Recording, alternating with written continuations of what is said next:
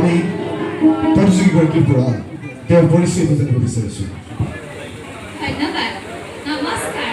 আজিৰ এই সৌন্দৰ্য প্ৰতিযোগিতাত উপস্থিত শ্ৰদ্ধাৰ ছাৰ মহোদয় আৰু দৰ্শকবৃন্দ, মোৰ নাম শ্ৰী বেদস্মিতা বৰা।